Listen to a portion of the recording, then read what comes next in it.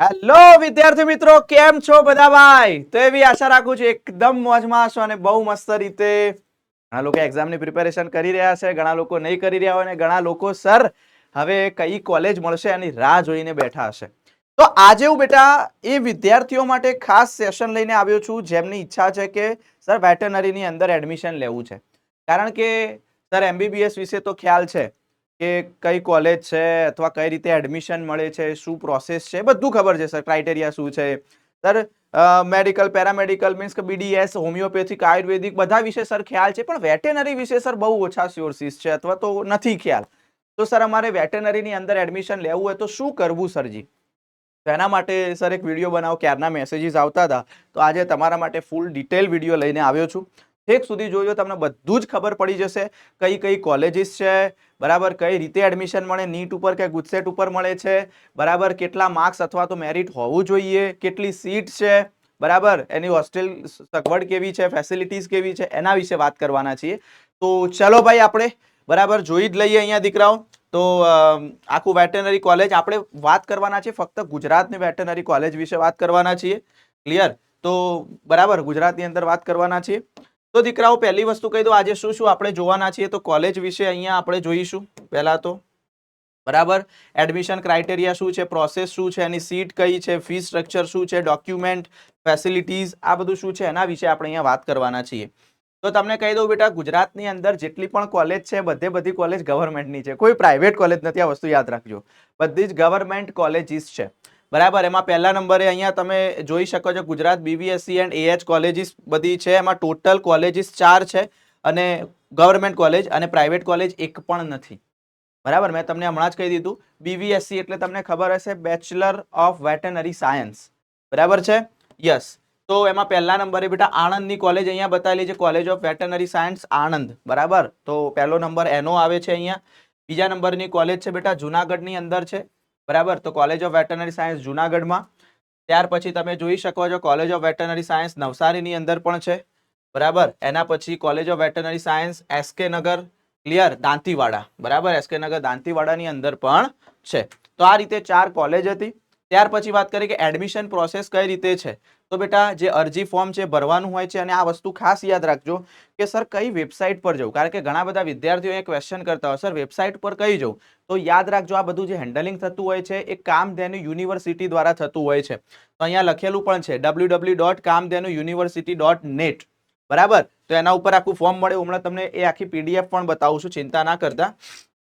આ વેબસાઇટ ખાસ નોંધ કરી લેજો, જેને પણ વેટરનરી સાયન્સમાં એડમિશન લેવું છે. www.kamdhenuuniversity.net ઓફિશિયલ વેબસાઇટ છે એની, બરાબર. હા, એના ઉપર જ આ બધું જ તમને જોવા મળશે, બરાબર. યસ. તો સીટ, આખી સીટ કઈ રીતે હોય છે, જો કે આ વસ્તુ હમણાં હું તમને બતાવું છું કે સર સીટનું કઈ રીતે હોય છે. જેમ કે ભાઈ આણંદની અંદર કુલ બેઠકો 75 છે, બરાબર. 15% જે આપણે કહીએ છીએ જે બીજા સ્ટેટ માટે હોય છે એ, બરાબર. તો એની અંદર 11 અને સ્ટેટ કોટાની, આપણે ગુજરાત રાજ્યથી છીએ તો આપણને 55 એલોટ થાય છે. ક્લિયર? બિન અનામત જે આર્થિક નબળા વિદ્યાર્થીઓ એની 5 સીટો છે, એનઆરજી માટે 1 છે, પારસી માટે 1 છે, કાશ્મીરી વિસ્થાપિતો 2, બિન અનામત 30, અનુસૂચિત જાતિ 7%, અનુસૂચિત જનજાતિ 15%, પછી એસસીબીસી ના વિદ્યાર્થીઓ માટે 14 છે, દિવ્યાંગજન માટે 2 સીટ છે. એવી બધી જ બતાવી દીધી છે કે ભાઈ સરદારનગર, કૃષિનગર જે છે, બરાબર, હા, જે એસકે નગર જે મેં કીધું તું એ, ક્લિયર. તો દાંતીવાડા એમાં પણ ટોટલ 80 સીટ છે. હવે કયા કયા વિદ્યાર્થીઓને કેટલી એલોટ થાય છે બધું અહીંયા બતાવેલું છે. પછી નવસારીમાં પણ 80 છે અને જુનાગઢમાં પણ 80 છે, એટલે 75, 80, 80, 80 એ રીતની સીટ છે અવેલેબલ, બરાબર. ડોક્યુમેન્ટ કયા કયા જોઈએ છે, બરાબર, એ બધું અહીંયા આપેલું છે. જો કે હું તમને આખી વેબસાઇટ ઉપર જ લઈ જઈશ એટલે તમને ખ્યાલ આવી જશે.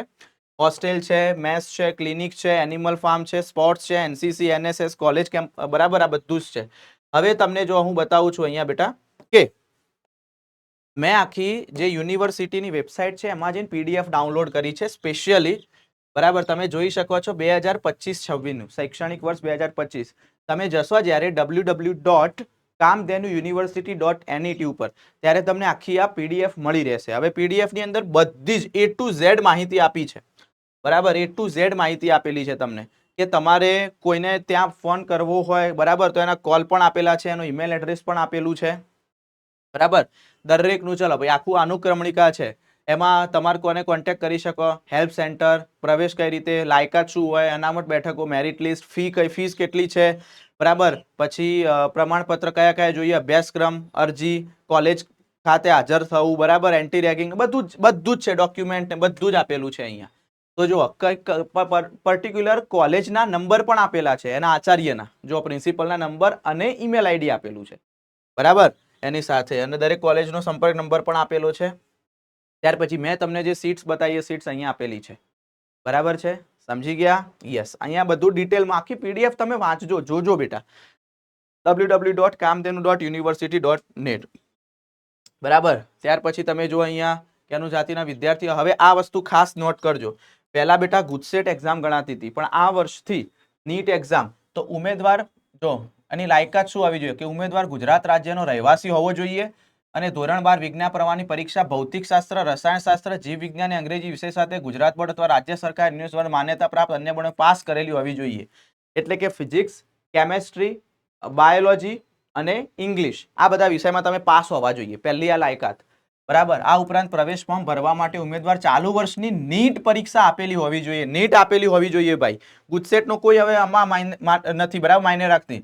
ધોરણ 12 ભૌતિકશાસ્ત્ર, રસાયણશાસ્ત્ર, જીવ અંગ્રેજી માત્ર થિયરીમાં ગ્રેસિંગ માર્ક્સ સિવાય કેટેગરી પ્રમાણે ઓછામાં ઓછા નીચે મુજબ ગુણ મેળવેલા હોવા જોઈએ. એટલે તમારા બોર્ડમાં કેવા ગુણ હોવા જોઈએ, ફિઝિક્સ, કેમેસ્ટ્રી, બાયોલોજી, ઇંગ્લિશમાં ગ્રેસિંગ વગરના.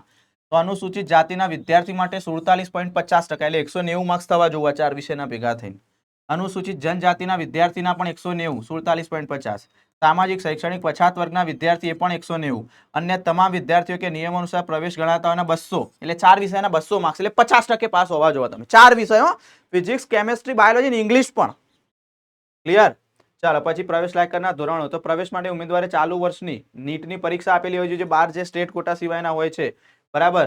ચાલુ નીટ પરીક્ષા મેળવેલ કુલ ગણતરી લેવામાં આવશે. હવે ભાઈ ચલો, જે બહારથી જે આવતા હોય છે સ્ટેટ કોટા સિવાયના, તેમના માટે નીટ ઉપરથી મળે છે. 31/12/2025 સુધીમાં ઓછામાં ઓછી 17 વર્ષની ઉંમર હોવી જોઈએ. નીચેના બોર્ડ પરીક્ષા પ્રાપ્ત કરેલી, ગુજરાત બોર્ડના ચાલુ વર્ષે નીટ પરીક્ષા પાસ કરેલી હોવી જોઈએ, અને સર્ટિફિકેટ ને બધું અંદર આપેલું છે એ, બરાબર. તો ભાઈ કેટેગરી શું છે, બરાબર, કે નીટ ને બધું એ જ છે કે ભાઈ કઈ પરીક્ષા પાસ કરેલી હોવી જોઈએ કે ના હોવી જોઈએ, બરાબર. કેટેગરી અલગ અલગ આપી છે જોબની. ચલો, અનામત બેઠકો હોય તો 7%, 15%, એ આખું અહીંયા આપેલું છે. મેં તમને કીધું 85% ગુજરાત રાજ્યની બેઠકો છે, જ્યારે ભારતીય કૃષિ અનુસંધાન વેટેનરી કાઉન્સિલ ઓફ ઇન્ડિયાની બેઠકો 15% છે. ક્લિયર? ત્યાર પછી ચલો, હા, એ 85-15%. બિન અનામત માટે આર્થિક નબળા વિદ્યાર્થીઓ માટે કઈ રીતની છે, પારસી જાતિ માટે, કાશ્મીરી માટે, બિન નિવાસી ગુજરાતીઓ માટે એનઆરજી કહેવાય, બરાબર. એ બધા માટે ડિટેલમાં માહિતી આપી. સેનાના કર્મચારી સંતાનો માટે પણ અનામત બેઠકો રાખેલી છે, બરાબર. મેરિટ લિસ્ટ છે, તો મેરિટ લિસ્ટ આ રીતે અભ્યાસક્રમ ઉમેરો ચાલુ વર્ષની નીટ પરીક્ષા વાત કરીએ. લિસ્ટ ફક્ત નીટની પરીક્ષા મેળવેલા ગુણના આધારે કેટેગરીમાં મેળવવામાં આવશે. ક્લિયર? બાયોલોજી, ફિઝિક્સ, કેમેસ્ટ્રી અને ઇંગ્લિશ, એ પણ વાત થઈ ગઈ. ચાલો, હવે ફીસની વાત કરી છે કે ભાઈ ટોટલ ફીસ અહીંયા જોવા જઈએ તો 6300 રૂપિયા છોકરાઓ માટે છે, છોકરીઓ માટે 6300, બરાબર. વર્ષની શરૂઆતમાં ચૂકવવા પાત્ર આ બધું આવી ગયું આમાં, હોસ્ટેલ ડિપોઝિટ, મેસ ડિપોઝિટ, ઇલેક્ટ્રિક ઓળખપત્ર, થેલેસેમિયા ટેસ્ટ, બધું થઈને 6300 રૂપિયા. વર્ષની શરૂઆતમાં ચૂકવવા પાત્ર 500 રૂપિયા બંનેને છે. વર્ષની શરૂઆત, બરાબર. ચૂકવવા વાર્ષિક ફી છે ટોટલ 25000, સમગ્ર કુલ 25000 ફી છે.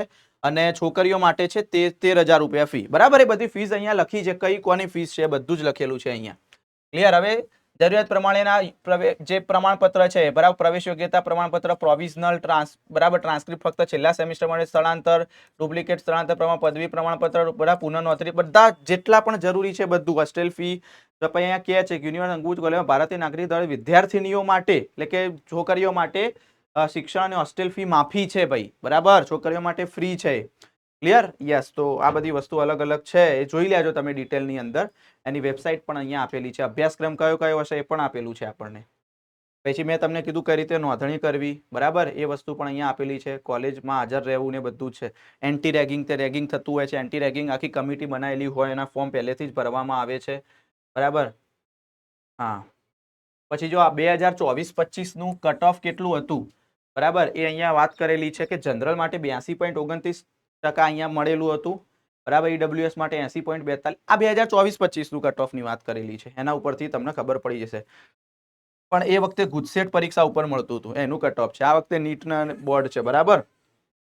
પછી જો આર્થિક નબળા બાળકનો જે પ્રમાણપત્ર ભરવાનું હોય કે ભાઈ આર્થિક રીતે નબળા છીએ તો એમાં આ આખું ફોર્મ આપેલું છે, ફોર્મ ભરી દેવાનું.